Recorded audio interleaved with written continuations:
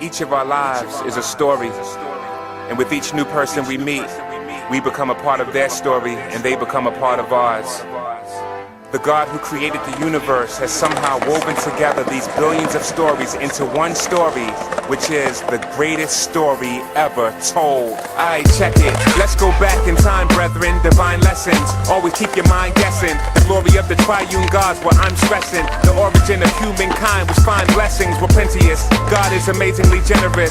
Crazy benefits in a state of innocence. God told a man what he could taste was limited. Not long after came my nemesis in Genesis. He scanned well. Man fell, damn to hell. The whole human race, he represented it. Fooled by the serpent, man through his work, woman through birth, even the earth ruled by the curses. But instead of awake, immediately God said a seed would be the one to crush the head of the snake.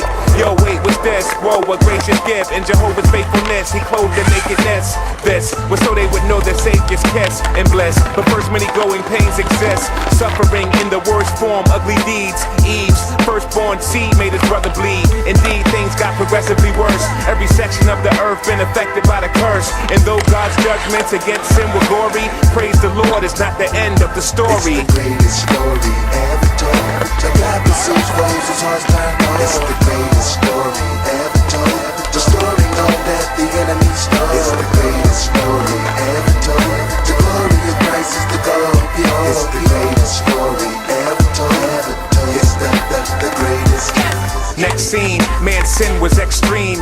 God gets steamed, man gets cream. The Lord is so holy that he drowned him in the water. Fire in the valley of slaughter, Sodom and Gomorrah. But at the same time, he's so gracious and patient that from one man, he created a whole nation. Eventually enslaved by the mentally depraved, they cried out to the only one with the strength that he could save. He brought them out with signs and wonders, satisfied the hunger. Then he appeared on Mount Sinai in thunder, where he laid down the law for God-ruled government, commonly referred to as the Mosaic covenant. Sins imputed, so for man to know he's unrighteous, God instituted animal sacrifices. This was to show our constant need for atonement. And when it came to sin, the Lord would never condone it. And when his people disobeyed and went astray, he raised up prophets and kings to lead them in the way. But they would get foul with their idolatry, wet and wild. Prophecy sent them into exile to take their punishment like a grown man. Then with his own hand, he placed them back in their homeland. And while in their forefathers' land they dwell, they awaited the arrival of Emmanuel. It's the greatest story ever told. The God pursues foes, his heart's turned cold. It's the greatest story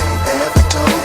The story known that the enemy stole. It's the greatest story ever told. The glory of Christ is the goal. It's the greatest story ever told.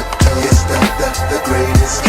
After 400 silent years. For Christian ministry and outreach to the skateboarding community.